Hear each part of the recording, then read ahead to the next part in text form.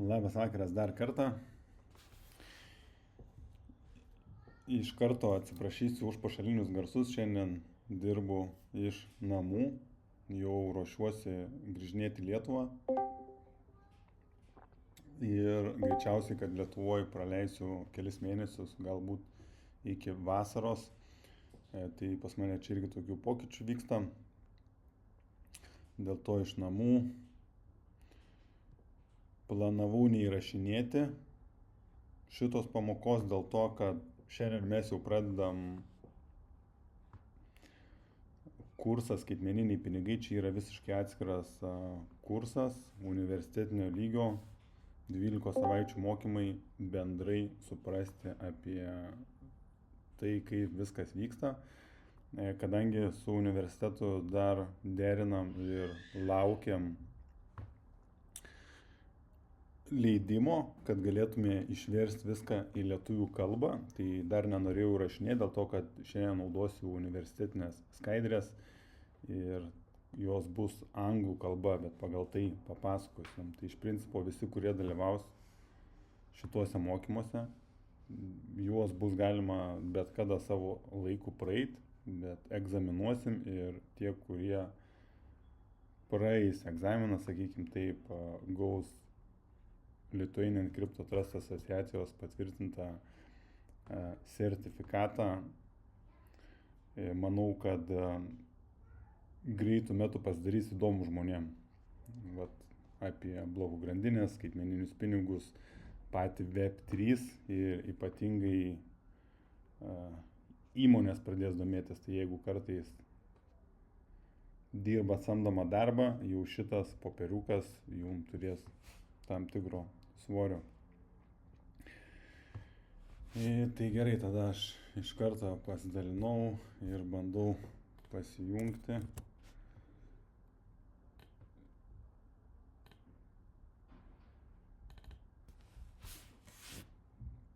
Parašykit man dabar, ne, aš ekrano dar nesidalinau. Va, dabar jau turit matyti. Parašykit, ar matot mano ekraną.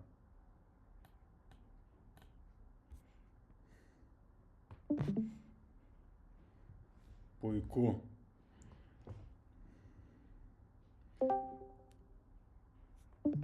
Gerai, startuojam. Tada University of Nicosia, tai yra universitetas, kuris veikia visam pasaulyje ir jis yra labiausiai žinomas, kas liečia blokų grandinės, Web3, kriptovaliutas, apskritai skaitmeninius pinigus. Šitas universitetas yra Kiprė. Nicosia konkrečiai yra miestas Kipro saloj ir jie labai gerai žinomi. Tai va, pristatysiu, kas dabar mūsų laukia ateinančias 12 savaičių. Kas veda visas šitas pamokas, žinoma, čia keisis. Va, šiandien mes turim pirmą savaitę pristatymo į blokų grandinės ir Web3. Tada antrą savaitę Bitcoin ir digital pinigai, Ethereumas, skaitmeninės piniginės, decentralizuoti finansai, predictions market, geopolitika, kriptovaliutos tokenizacija, stabilios monetos. Po to jau 9 savaitę prasidės biški gilesnis ir techninė dalis, NFTs, reguliavimas,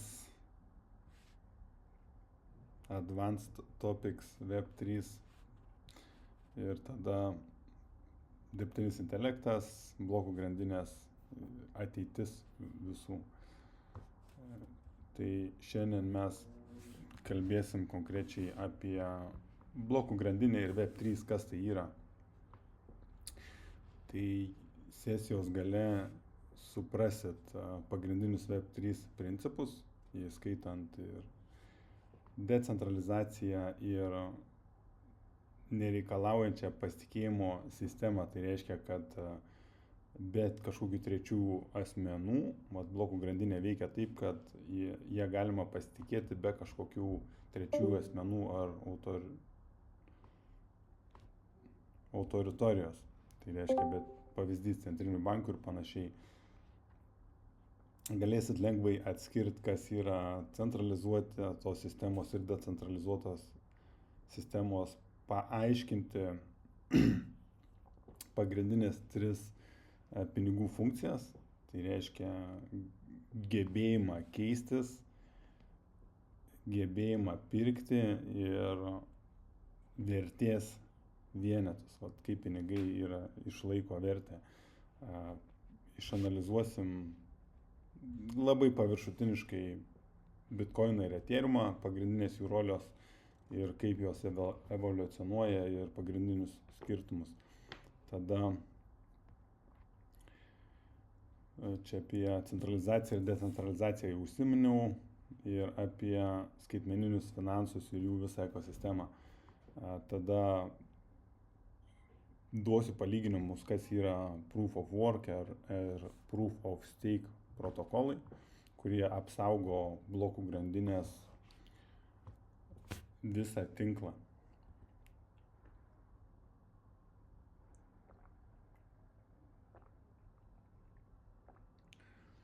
Šitos paskaitos tikslas yra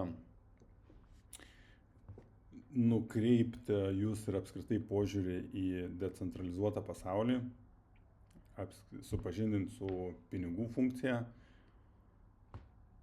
pristatyti Bitcoiną, Ethereumą ir tada numatomus scenarijus, kas šiais metais bus.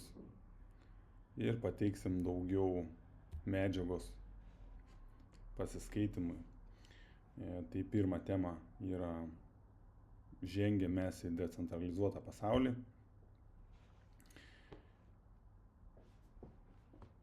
Tai pati definicija, kas yra centralizuota ir kas necentralizuota. Tai pagrindas centralizacijos yra, tai reiškia, kad yra centrinis vienetas, kuris gali valdyti kažkokią tai, tarkim, centrinį banką, arba duomenų bazes, arba socialinius tinklus, arba serverius, kad apsaugotų nuo pašalinių įsilaužimų.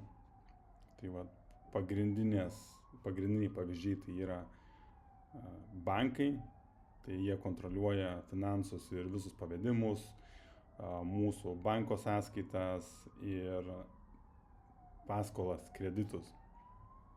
Tada yra duomenų saugojimo centrai, tokie kaip Google Cloud arba Microsoft Azure.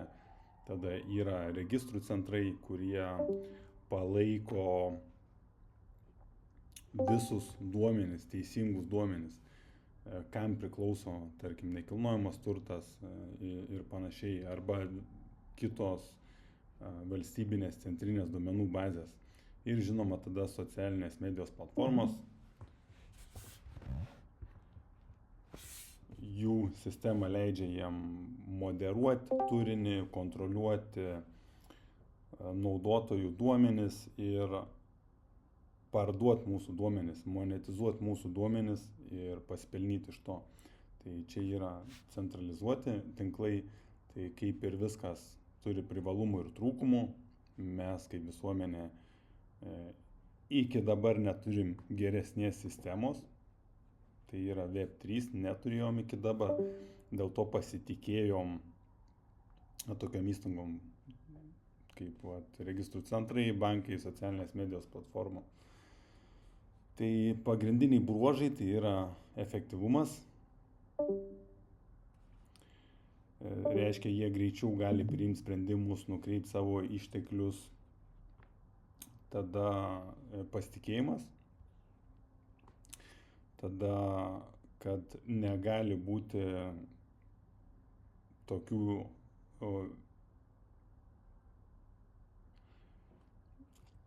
tiksliau kaip tik gali būti tokių pažeidimų, kur tarkim, jeigu centralizuotoj sistemoje yra vienas kažkoks pažeidimas, reiškia visa sistema gali sugriūti, kaip įsilaužimai, duomenų pavogimai ir panašiai.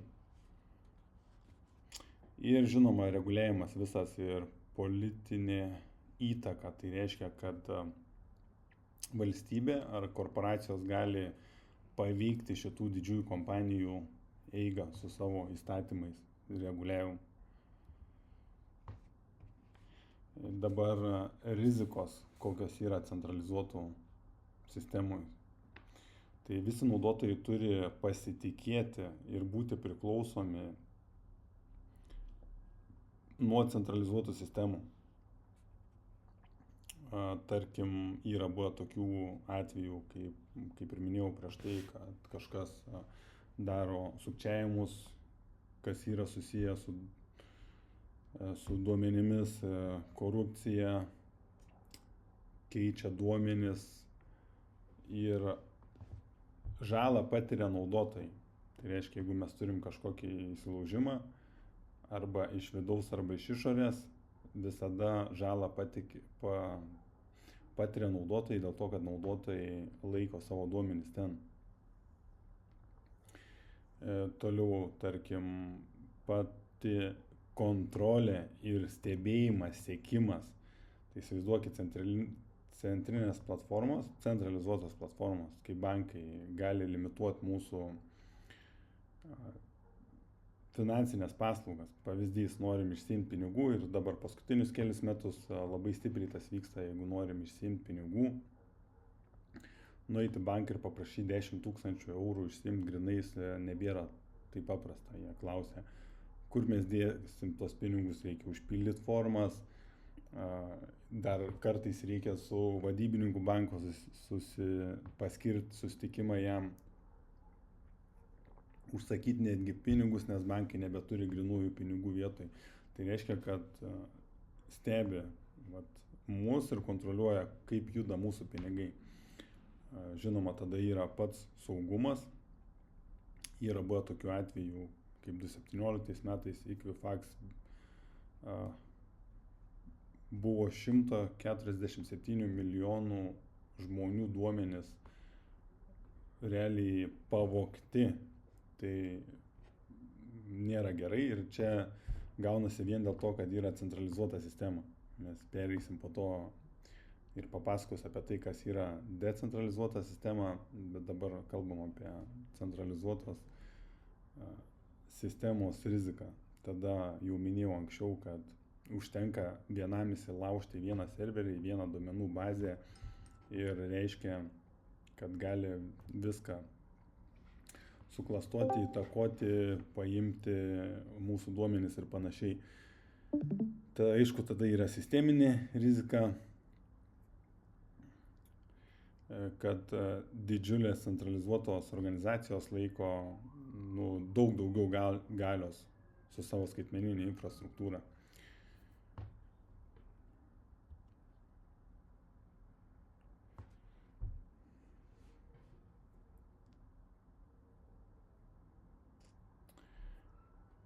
Tada mes šitą jau turėjom, aš net tą mygtuką paspaudžiau.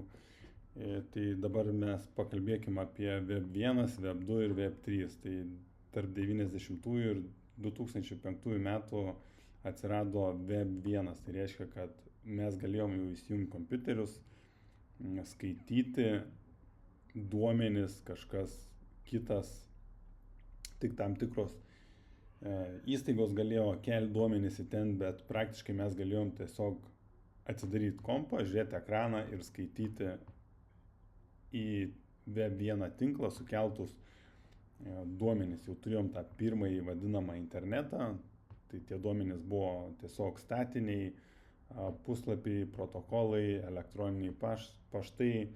Naudotojai galėjo skaityti medžiagą, patalpintą medžiagą ten, bet jie negalėjo komunikuoti vienas su kitu.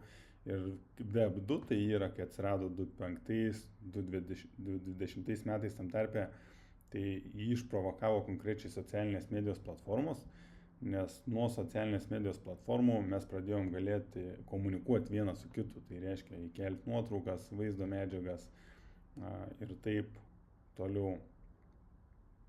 Žinoma, socialinės medijos platformos tapo tos įmonės, kurios dominuoja labiausiai, nes jos surenka daugiausiai duomenų ir iš šitų duomenų pelnosi, jau antrą kartą paminiu šitą, kad mūsų duomenys yra renkami Web3, Web2 ir mes neturim jokios prieigos prie tų duomenų.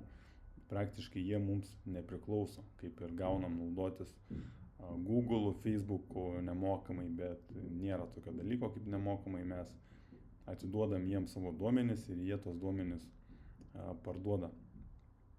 Ir 20 metais atsirado toks konceptas kaip Web3.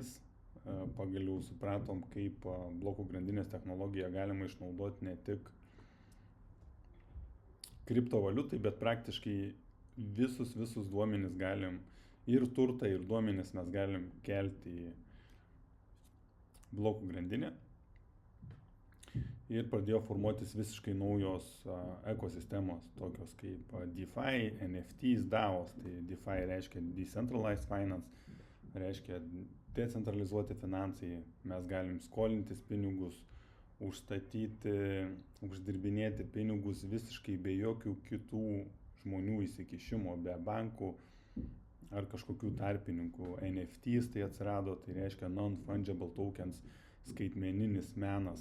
Įprastai, jeigu mes padarom internete, nupešiam kažkokį paveiksliuką arba nuotrauką sukuriam ir siunčiam ją kažkam kitam, tai automatiškai gaunasi, kad jie turi jau kopiją šito ir galim panaudoti savo ir kaip ir autorius yra nežinomas. Bet Non-Fungible Token, NFTs reiškia, kad tai yra skaitmeninis menas. Jeigu aš sukuriu ir padarau iš savo paveiksliuko NFT, tai reiškia, tas paveiksliukas nesvarbu, kur jis keliaus, bet jo teisės priklauso konkrečiai man. Tada yra DAO, Decentralized Autonomous Organizations, tai reiškia, kad irgi niekam nepriklauso pati kompanija arba projektas, priklauso tik tiem žmonėm, kurie prisideda arba turi laiko monetų. Vat paskutinis pavyzdys, ką mes turėjom, jie vis dar turi Avicii projektą, tai vat jis yra mokėjimo sistemos kortelės, kurios nepriklauso nei vienam bankui. Ji ir yra Decentralized Autonomous Organization, tai reiškia, kad ji priklauso žmonėm, kurie laiko Avicii monetą. Aš laikau Avicii monetą, tai reiškia, kad man priklauso tas pats, kaip jūs gal įsigytumėt kokio Nike akcijų, tai reiškia, jums dalis kompanijos priklauso. Tai čia lygiai tas pats, tik tiek, kad su Nike yra centrinis vienetas, yra generalinis direktorius, yra visas bordas ir panašiai. O čia nėra. Tai va, pačiam Web3, kodėl jis yra populiarus, nes žmonės nori, kad jų duomenys priklausytų jiems patiems. Ir tai reiškia, kad jeigu mes naudojam Web3 aplikacijas, dApps vadina, Decentralized Apps, nesvarbu, ar tai būtų socialinės medijos aplikacija tokia kaip Zora, ar kažkokios piniginės, arba skaitmeninė ID kortelė, praktiškai bet kas, ką mes naudojam per Web3, tie duomenys lieka mūsų, jie nepriklauso nei Google'ui, nei Facebook'ui, nei Amazon ar nei dar kažkam kitam. Ir žinoma, ką galima dar daryti Web3, tai kurti išmanesias sutartis, vadinamus smart kontraktus, kur tai tiesiog yra kodas ir jis gali patvirtinti transakcijas realiai be niekieno kito. Tai reiškia, mes galim daryti pavedimus vienas kitam, pirkti, sutartis pasirašinėti ir panašiai. Apie Web3.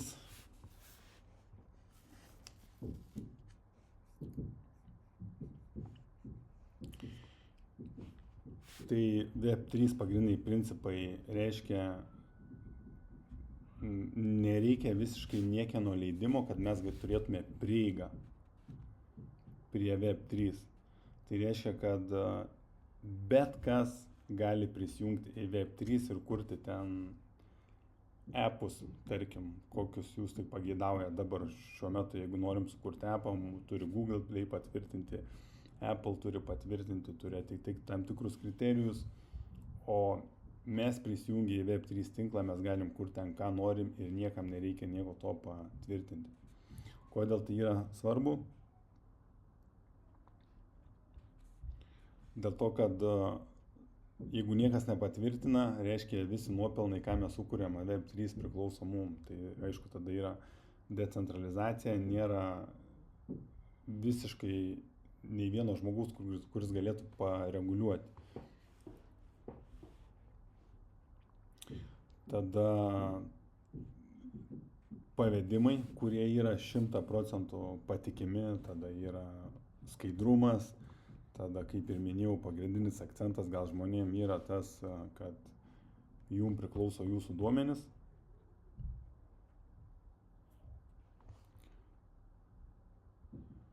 Toliau blokų grandinė, kas yra ta blokų grandinė ir kaip jie atsirado. Tai pagrindinis blokų grandinė atsirado kartu su Bitcoinu. Pirmas blokas išmainintas buvo iškastas 2009 metais, sausio 9 dieną, berods, ar sausio 3. Bet iš principo, jeigu taip paprastai paaiškinti, kad blokų grandinė tai yra tiesiog duomenų bazė, kurios blokas užsipildo su, tarkim, informacija ir ten užsideda laiko štampas ir tada prasideda naujas blokas. Kiekvienas blokas turi tam tikrą kiekį vietos. Bitcoino tai turi ganėtinai mažai, bet vis naujos ir naujesnės blokų grandinės turi vis daugiau ir daugiau. Tai kaip užsipildo vienas blokas su informacija, Bitcoin atveju tai reiškia transakcijų informacija, ten užsideda laiko štampas ir susikuria naujas visiškai blokas. Kai blokas susikuria, ten pradeda eiti nuo tos vietos informacija, kur užsibaigė ankstesniam blokė. Tai reiškia, kad praktiškai nebeįmanoma ištrinti informacijos arba pakeisti. Jeigu dabar turim decentralizuotą tinklą, tai decentralizuotas tinklas veikia taip, kad Bitcoino serveriai ir yra tas konkrečiai kasimas. Tai reiškia, kad Bitcoino serveriai stovi po visą pasaulį ir jie niekam nepriklauso. Žmonės yra suinteresuoti laikyti tos serverius, nes jie sprendžia kriptografinės lygtis savo kompiuterinę galę ir jeigu išsprendžia ir atspėja, jie sukuria naują bloką ir į tą bloką sudeda visas transakcijas ir nuo tų transakcijų gauna tie, kurie iškasa, tarkim, tą bloką, jie gauna už tas transakcijas tą pavedimą ir apdovanojimą dar papildomai. Dėl to ir vadinasi kripto kasimas. Tai va, pirmoji aplikacija, kokia ant Web3 buvo pastatyta, tai grinai kriptovaliuta Bitcoinas ir tada 2014 ir 2015 Ethereumas atsirado. Jau 2014 tikrai apie jį pradėjo kalbėti, bet greičiausiai pirmąjį paleido 2015. Kriptovaliutos tai apskritai yra decentralizuoti pinigai, kurie patraukia iš kelio bankus ar bet kokius kitus tarpininkus. Reiškia, kad aš galiu jum pervesti bet kokią pinigų sumą ir šitos transakcijos, nereikės niekam šitos transakcijos patvirtinti. Tai blokų grandinė. Tai yra, kaip sakiau, galima laikyti ten duomenis ir ji yra nenulaužiama ir gali laikyti visą įrašą nuo pat pirmos transakcijos. Jeigu 2009 metais atsirado pirma transakcija, tai blokų grandiniai mes galime atsekti pačią pirmąją transakciją ir tos informacijos neįmanoma pakeisti. Be kriptovaliutų, tai Web3 ką leidžia, vėl tas pats paminėsiu, kad laikyti savo duomenis arba skaitmeninį kažkokį tai turtą ir meną, muziką. Dabar netgi skaitmeninį turtą gali būti ir fizinis skaitmenizuotas turtas. toks kaip nekilnojamas turtas arba automobilis.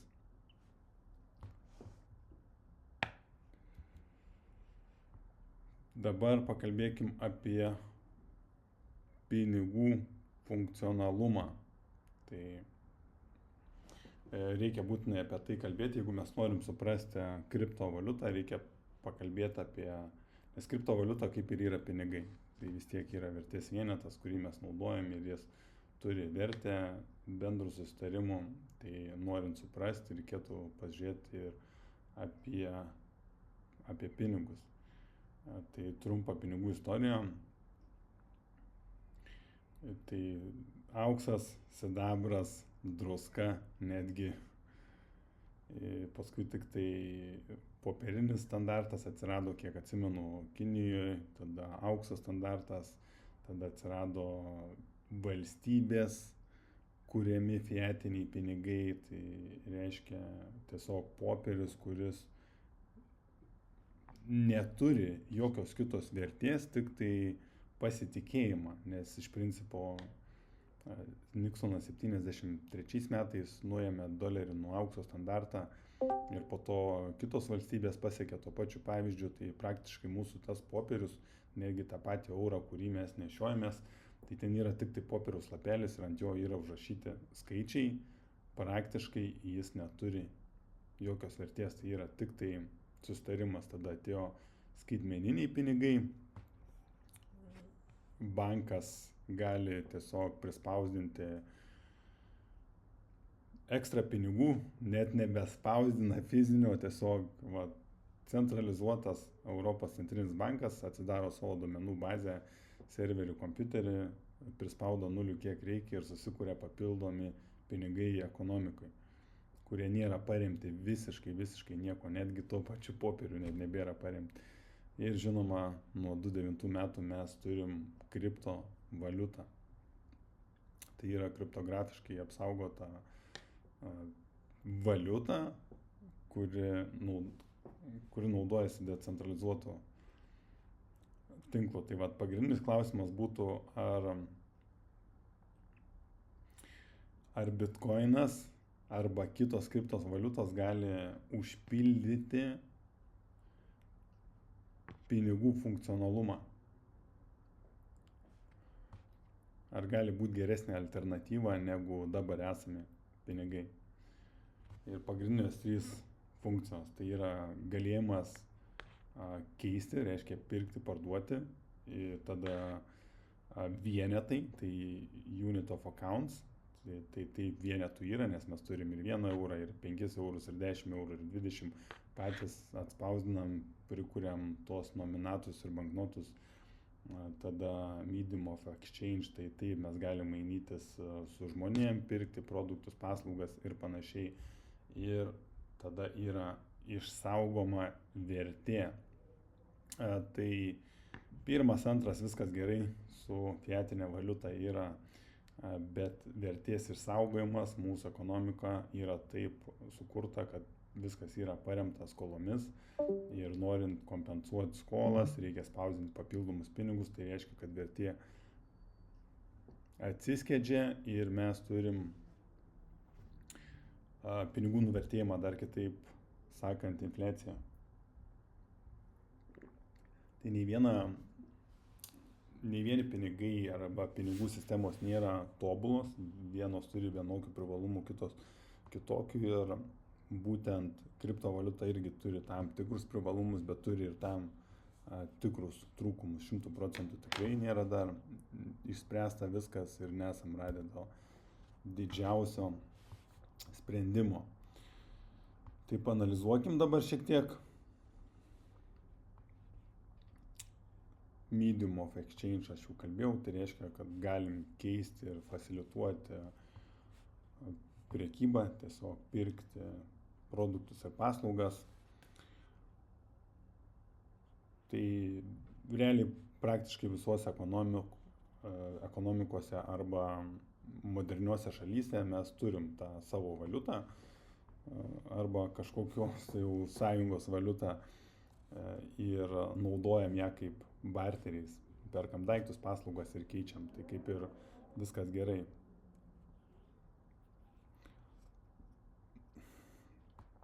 Tai toliau yra išliekamumas, tai reiškia, ar tie pinigai išlieka. Žinoma, kad popierius dyla, tie fiziniai grynieji pinigai po biškį dyla, bet praktiškai vis tiek nesudyla iki tiek, kad reikėtų labai saugotis, o kai kuriuose šalyse dabar netgi plastiką naudoja. Tarkim, Anglijoje pinigai nebe popieriniai yra, o plastikiniai ir tikrai atrodo kaip žaisliniai, kaip monopoliniai pinigai. Dabar ar lengva juos yra gabenti, transportuoti, turėtų būti lengva juos. Ir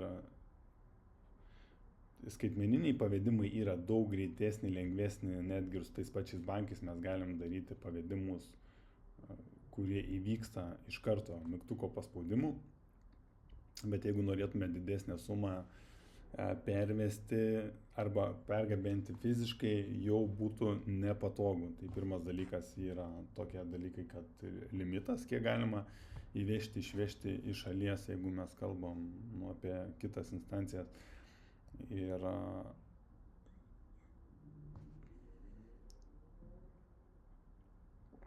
tada turėtų būti lengva suskaldyti į mažesnius vienetus. Tai su fiatinė valiuta galim tą padaryti, žinoma, su bitkoinu galim tą padaryti. Ir turėtų būti apčiuopiami tie pinigai. Ir kad nebūtų galima jų pagaminti.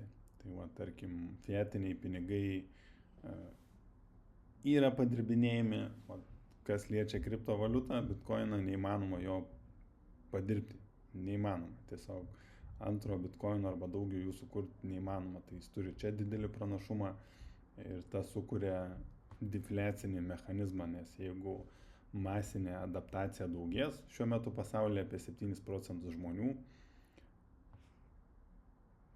naudojasi kriptovaliutomis, o internetu, tarkim, apie 67%. Tai jeigu ateis toks metas, kai ateis toks metas, jau pasaulis 70% viso pasaulio naudosis kriptovaliutomis, tai reiškia, kad bitkoino daugiau mes negalėsim pagaminti. Dabar mums reikia daugiau pinigų, centriniai bankai tiesiog prispausdino daugiau pinigų, ekonomikai kaip ir geriau, skaičiai auga, ekonomika auga, bet iš tikrųjų ne ekonomika augo, tai pinigai nuvertėja ir dėl to labiausiai nukenčia visuomenė.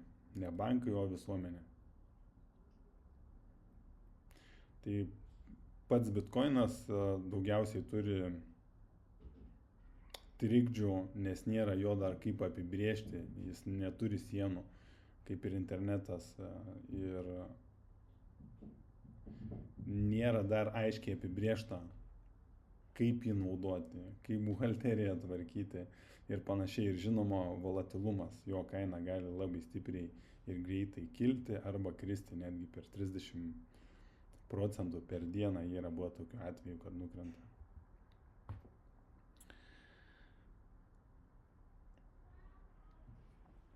Va, tarkim, dabar kas yra vienetai, tai va, tarkim, Amerikos doleris, euras, eurozonai ir panašiai. Tai yra standartizuotas apibrėžimas. Tai su tavo apibrėžimu mes, tarkim, pavyzdžiui, turim kainas ir labai lengva yra lyginti kainas, kai yra aiškiai apibrėžti, tarkim, vienetai, unitai, stabili pirkimo galia irgi turi būti plačiai priimtinas, kad būtų galima daryti, naudoti ir verslam, ir individualiem asmenim.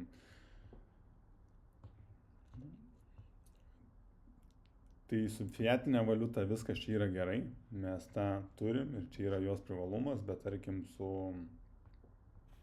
kriptovaliutom, tai kaip ir minėjau, yra volatilumas ir yra limituota adaptacija ir yra dar neapibrėžtas reguliavimas. Tai čia mes turim labai daug neapibrėžtumo, dėl to vis dar tikriausiai nematom tos didesnės adaptacijos.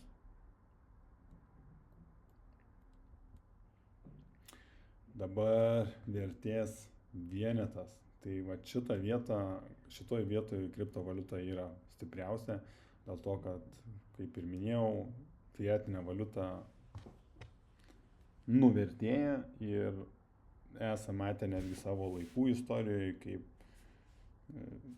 keičiasi valiutos magnorkės į litus, litai į eurus ir jos nebeišlaiko vertės. Vėlgi, kas nukenčia visuomenė. Tai pats bitkoinas sukuria vadinamą scarcity. Tai reiškia, kad jo trūks, kuo didesnė adaptacija bus žmonių, tuo bus mažesnė galimybė jį įsigyti. Va dėl to mes ir matom, dėl to mes ir matom didžiulius kainų šuolius. Kuo didesnė adaptacija, kuo labiau perka valstybės, kuo labiau naudoja institucijos, tuo didesnę kainą matysim kriptovaliutoje. Tada nusidėvėjimas, jis praktiškai nenusidėvi. Likvidumas turėtų būti lengvai prekiaujamas, tarkim. Ir kol kas bitkoinas, apskritai kriptovaliuta, yra likvidi, labai likvidi, turi tą tarptautinį pripažinimą, bet vėlgi volatilumas čia gali pakišti koją arba reguliavimas. Likvidumą gali pristabdyti reguliavimas. Ir stabilumas. Deja, stabilumo čia mes turime mažiausiai. Tai jeigu mes žiūrim apie vertės išlaikymą, tai bitkoinas labiausiai turi šitą scarcity, tada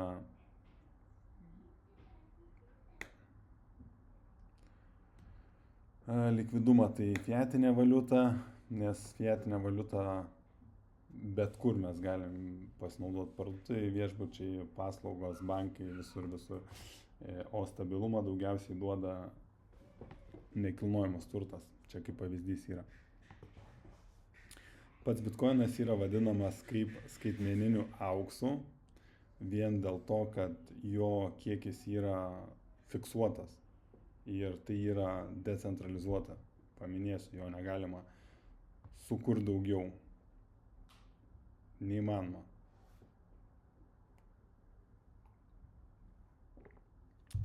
Einam toliau. Pažiūrėsiu, kiek laiko turiu dar. Gal net nespėsiu pabaigti per valandą. Ir prieinam prie šito klausimo, ar kriptovaliuta yra pinigai. Taip pat kriptovaliutos tikslas yra funkcionuoti kaip pinigai, bet jį pilnai netitinka kriterijų kaip standartinių pinigų. Tai jeigu mes kalbam apie medium exchange, tai leidžia daryti transakcijas be vidurinio įsikišimo, bet niuansas yra tame, kad transakcijų mokesčiai yra labai dideli, tai yra lėtas procesas ir tai limituoja kiekvienos dienos naudojimą. Tarkim dabar vienetai, tai bitkoinas skirstosi, tarkim, į bitkoinus, tada į satošius ir po kablelio turi 8 nulius, tai tų satošių gali būti ir 1, ir 10, ir 100 tūkstančių. Bet ką aš turiu omeny, kad tarkim netgi El Salvadoras, kur bitkoinas yra legalūs pinigai, vis tiek dėl bitkoino volatilumo yra kainos matuojamos ne satošiais, ne bitkoinu. Nėra, kad nueinat į parduotuvę ir rodo 0,0002 bitkoino duonos kainuoja, ar ten kažkiek satošių. Vis tiek viskas yra matuojama doleriais, bet jeigu mes norim atsiskaitinėti, mes galim atsiskaityti pagal dabartinį kursą bitkoinų. Ir vertės išlaikymas čia didžiausias privalumas yra, dėl to ir prilyginamas su auksu, dėl to, kad yra 21 milijonas fiksuotas kiekis ir paskutinį mes bitkoiną iškasim 2140 metais.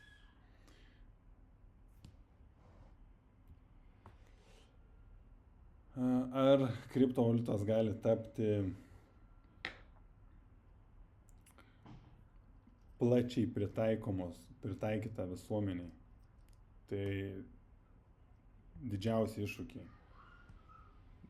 Nėra reguliavimo, nors dabar mes jau pradedam matyti, kaip Amerika stipriai reguliuoja ir tampa pro kripto ir valstybės pradeda kaupti kripto rezervus.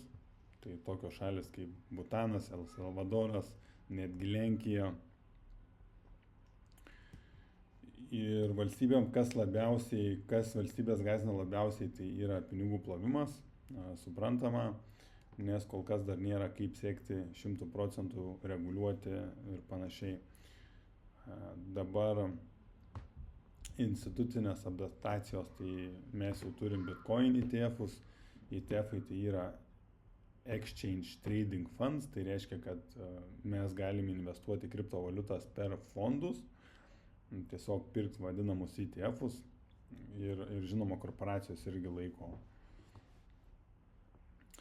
Tai va, tokios kompanijos kaip Tesla, MicroStrategy laiko Bitcoiną kaip savo rezervo asetą. Ir žinoma, ETF-us galima laikyti ir mums patiems mes galima pirkti. O Ethereum rolė finansiniai infrastruktūrai yra visiškai kitokia. Jie labiau naudoja stabilias monetas, decentralizuotus tinklus, tokenizuoja tikrą fizinį pasaulio turtą RWA, tai Real World Assets.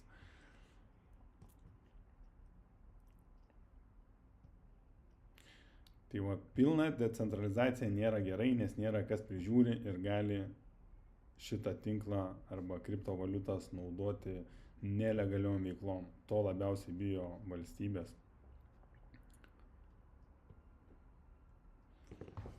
Važiuojam toliau. Trumpas pristatymas, laikas labai greitai eina. Apie patį Bitcoiną, kaip minėjau, 2009 atsirado. Yra decentralizuotas ledgeris, tai yra buhalterinė knyga, kur žymė visas transakcijas ir bet kas gali patvirtinti. Vadinami mineriai, kasėjai validuoja transakcijas, pavedimus ir naudodami Proof of Work protokolą. Toliau pakalbėsim apie tai, kas yra Proof of Work protokolas. Ir nėra centralizuoto vieneto, kuris išduotų, tarkim, sukurtų, išduotų jum papildomus bitkoinus, jeigu įreiktų, kaip pavyzdžiui, centrinis bankas. Kodėl tai yra svarbu? Nes mes galim daryti pavedimus, kurie yra 100% garantuoti, be niekieno patvirtinimo. Jis sumažina padirbinėjimą, pinigų padirbinėjimą. Tai va, pagrindinė problema, ką Bitcoinas išsprendė, turėčiau paminėti šitą, kad iki Bitcoino mes galėdavom siūsti failą arba kitus pinigus ir turėjom tokį dalyką kaip dvigubą išleidimą pinigų. Tai reiškia, kad jeigu centrinis bankas arba bankas kažkoks savaitgalį nedirba, mes galim į kortelę privaryti į minusą, nes tos transakcijos yra nuskaičiuojamos daug vėliau, arba jeigu užtrunka laiko kažkokiem tarpininkam patvirtintą transakciją, mes per trumpą laiką galim 2 kartus išleisti tos pačius pinigus. Tai va, su Bitcoinu to nepadarysim ir jis sukuria nenulaužimus finansinius įrašus. Tai va, pagrindinis mitas yra, kad Bitcoinas yra neskaidrus, tai iš vienos pusės taip, iki kol nėra tas piniginė arba adresas susieta su jūsų vardu, bet iš principo tai yra blokų grandinė, open source'as, visi turi prieigą ir visi gali matyti, kiek piniginėse stovi pinigų ir panašiai. Tiesiog tos piniginės ir adresai nėra surišti su vardais, bet jeigu atsiras kvantiniai kompiuteriai, apie ką dabar kalba, tai greičiausiai bus galima susekti visas transakcijas ir priskirti tam tikrus pinigus ir piniginės konkrečiai prie tam tikrų vardų. Tai pagrindiniai skirtumai nuo tradicinio finansų nėra centrinės autoritorijos ir naudojasi decentralizuotų nenulaužiamų tinklų. Bitcoinas yra labai labai saugus. Jeigu taip kalbėti, kad nuo 2009 metų kiekvieną dieną jis bando nulaužti ir jį atakuoja, bet niekaip negali nulaužti būtent dėl to, kad tie mineriai, vadinami nodai, yra išsidėstę po visą pasaulį ir kiekvienas tas serveris turi po atskirą blokų grandinės kopiją ir tų įrašų kopiją ir jeigu tarkim įsilaužtų kažkas į vieną serverį ar 10 ar 20 serverių ir pakeistų informaciją, visas likęs tinklas atpažįsta, kad ta informacija yra pakeista, ji yra netikra ir tuos serverius išspjauna iš tinklo. Tai va, turi tokį automatinį mechanizmą. Jeigu norėtume nulaužti bitkoiną, reikėtų, tarkim, turėti prieigą prie 51% serverių. Ir tai yra neįmanoma padaryti, nes bitkoinas sunaudoja daugiau elektros negu, tarkim, kai kurios šalis. Viena iš šitų šalių yra Argentina.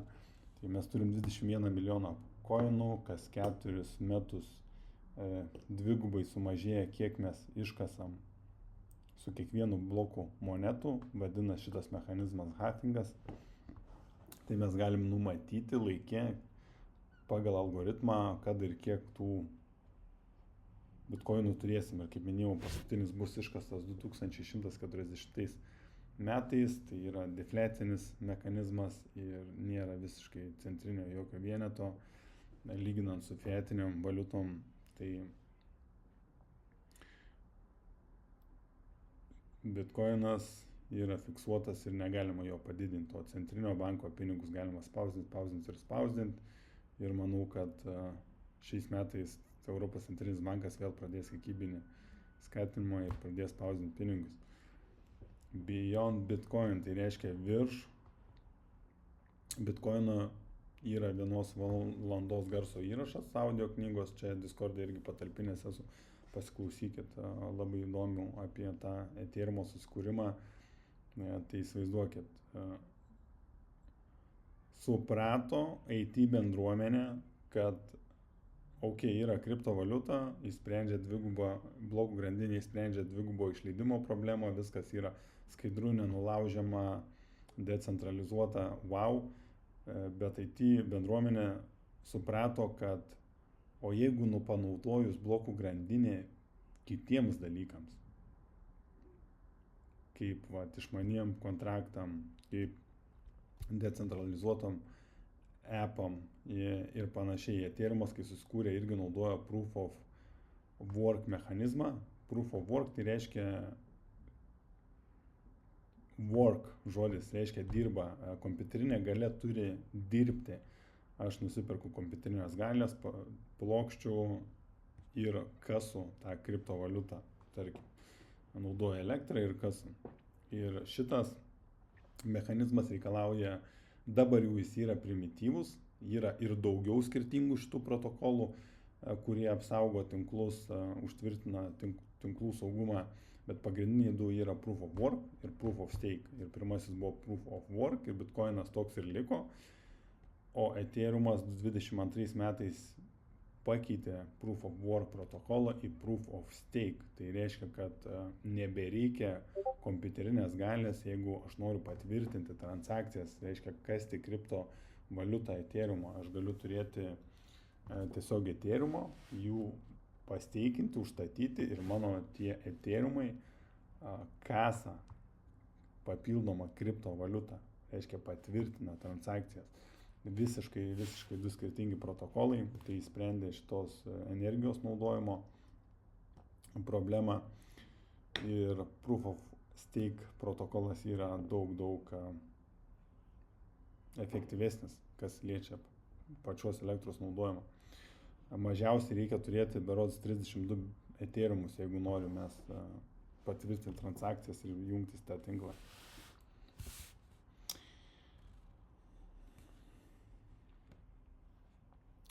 Tai skirtingai Ethereumas nuo Bitcoino jie neturi fiksuoto limito. Jeigu pasižiūrėsim CoinMarketCap'e, matysim Infinity ženkliuką. Tai reiškia, nėra apibriešta, kiek mes matysime Ethereum. Jie yra sukūrę defliacinį mechanizmą kažkaip kitaip. Pavyzdys, kad sukurto kiekvienoj piniginiai 100% Ethereum mes nebegalim išsiųsti atgal. Jeigu išsiunčiame Ethereum naują piniginę, ten turi visada kažkiek likti, kad galėtume patvirtinti kitas transakcijas. Ir jeigu nebenaudojam tos piniginės ir labai yra įprasta keisti dažnai piniginės dėl saugumo, automatiškai susikuria defliacinis mechanizmas, nes Ethereum po biškį išnyksta. Tada jis yra sudeginamas lygiai taip pat ir su išmaniom sutartim. Bet nėra, kad iškart nelimituotas kiekis yra pasiūloj. Yra tam tikras kiekis pasiūloj, tik jie nėra apsibrėžę, kiek iš viso jo bus. Tai jau minėjau, validuoja pagal Proof of Stake protokolą. Pagrindiniai skirtumai. Tai Bitcoinas turi apibrėžtą kiekį monetų, Ethereumas neturi.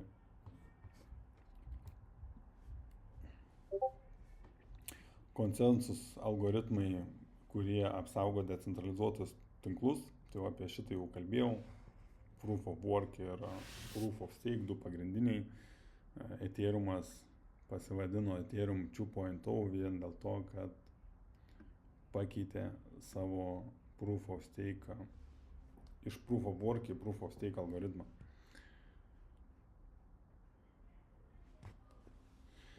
Tai apie privalumus ir trūkumus kiekvieno protokolo, Proof of Work protokolo pagrindinė stiprybė yra, kad labai aukšta apsauga, praktiškai neįmanoma nulaužti Bitcoino tinklo ir decentralizacija. Silpnumas yra tame, kad limituotai gali plėstis vien dėl didžiulio elektros naudojimo. Tada Ethereum privalumas Proof of Stake, kad daug greitesnės transakcijos ir nereikalauja tiek daug energijos. O trūkumas, sakykim taip, kad tie, kurie turi daug Ethereum, tarkim, iš seniau užkasė arba kaip jis atsirado ir kai kainuodavo po kelis $, tie, kurie įsigijo labai daug, jie dabar yra priekyje su labai dideliu pranašumu, nes kuo daugiau mes Ethereum užstatom, tuo daugiau mes galim gauti, tuo daugiau galim patvirtinti transakcijų ir daugiau gauti pinigų, praktiškai daugiau iškasti. Maži palyginimai, tarkim, Bitcoinas gali tik 7 transakcijas per sekundę padaryti, Visa 24 transakcijas per sekundę. Biškį jau pagreitinsiu, matau, laikas eina. Landscape. 24 metais mes pamatėm, kad institucijos pradėjo labai stipriai adaptuoti, bet vis dar nėra aiškiai apibrėžta, nes ar Bitcoinas yra pinigai, ar tai yra prekė, ar tai yra security, vis dar nėra apibrėžta, bet tarkim po ETF patvirtinimo fonduose per pirmus metus 30 milijardų įtekėjo į patį Bitcoiną. Tai va dabar reguliavimas labai stipriai ateina, tai Europos Sąjungoje labai stipriai, JAV labai stipriai ateina ir globalūs trendai irgi yra, kurie seks. Tai Europos Sąjungoje mes jau matom MiCA reguliavimus, realiai pilnai adaptavos 24 metų gruodžio 30 dieną ir kiekvienais metais mes matom po kažkokią tai naujovę, ar tai KYC būtų, ar tai uždraustos slaptos piniginės.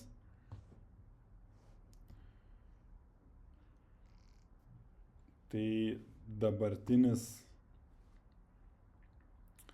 Kas dabar vyksta šiais metais, šitie duomenys paimti 26 šį mėnesį, kad bitkoino kaina $66,000, nuo praeitų metų spalio yra nukritus apie 5%.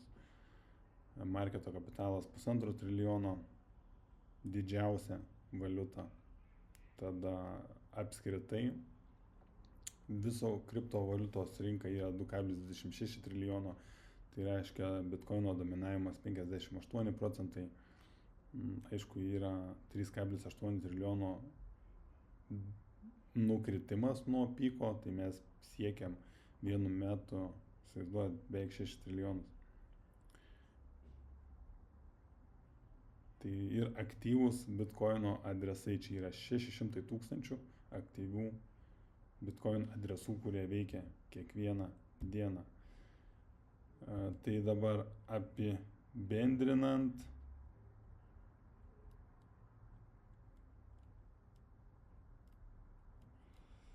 čia mes šitą kalbėjom. Norėčiau per daug neįsiplėsti. Šitos white paperą tai visi turime, esam skaitę. Ir šitos irgi atsiųsiu nuorodas, kur jeigu duomens bus galima pasiskaityti. Gerai, išjungiu, laukiu klausimų. Tai bent gera praktika man čia buvo.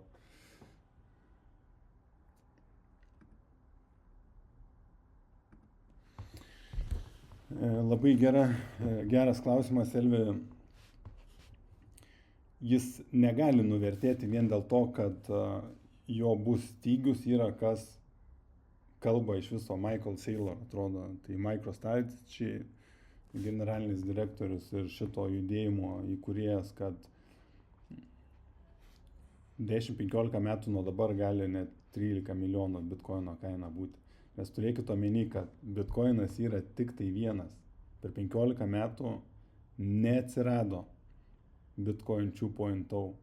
Jis yra tik tai vienintelis ir tik tai vienintelė kriptovaliuta. Ir jis laiko 58% dominavimo visos kripto rinkos.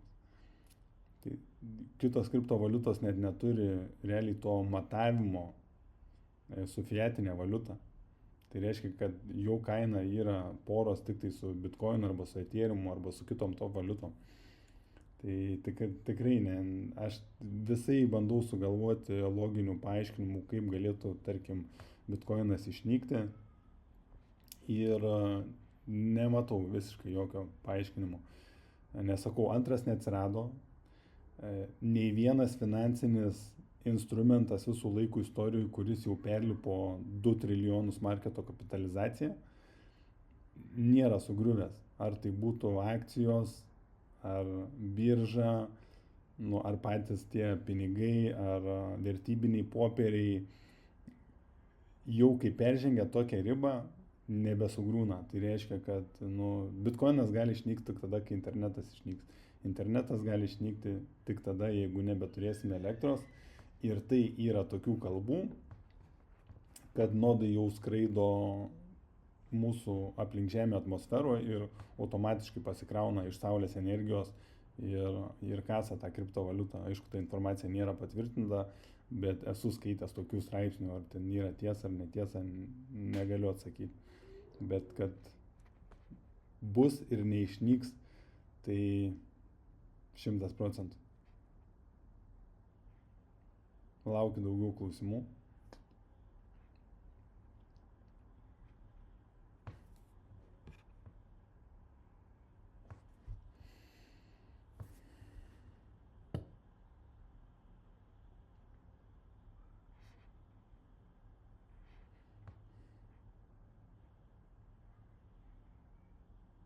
Erikas apie Zorą porą sakinių.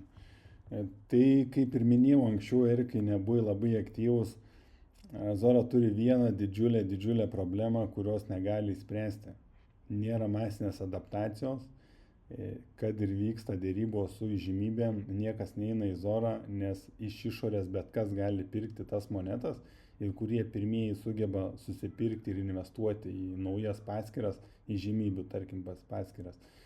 Jie gali paskui parduoti ir numušti tos monetos kainą labai. Dėl to neateina ir neaišku, ar bus ta masinė adaptacija ar ne. Ir kitas dalykas, vis dar labai stipriai išsipardavinėja investuotojai ir pati komanda, matosi pagal duomenis grandiniai čeinė. Tai ar jiem pavyks, niekas neaišku, stebėjimo procese. Su Ethereumu jau kitaip turbūt. Ethereumas turi visiškai kitą funkciją, pagalvokit, irgi nebegali išnykti, nes top 2 kriptovaliutos. Rimantai paklausus, žiūrėkit, realiai pati rinka parodo, kas yra lyderiai. Tai Bitcoinas ir Ethereumas. Bitcoinas su auksu prilyginamas, Ethereumas su nafta, nes turi visą savo ekosistemą. Porą sakinių apie Aster ir Avicii.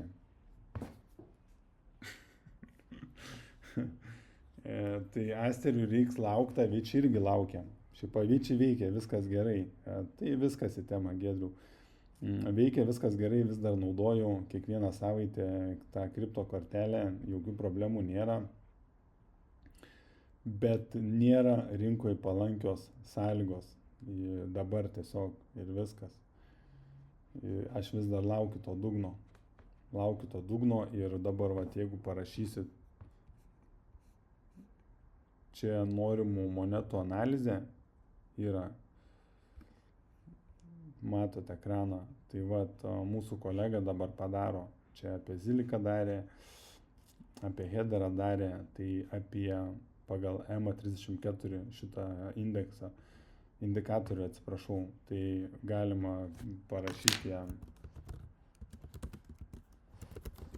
ir palaukit, pažiūrėsiu, ar mes turim kolegą prisijungęs, ar jis po palmę guli ir kokosus geria.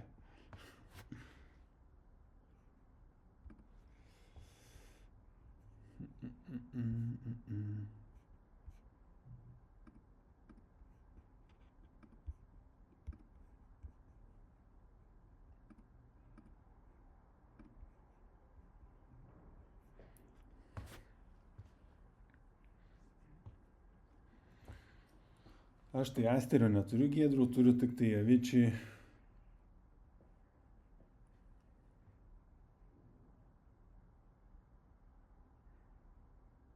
Jo, nėra sero. Sir išsiverčia pranašas, bet mūsų pranašo nėra šiandien.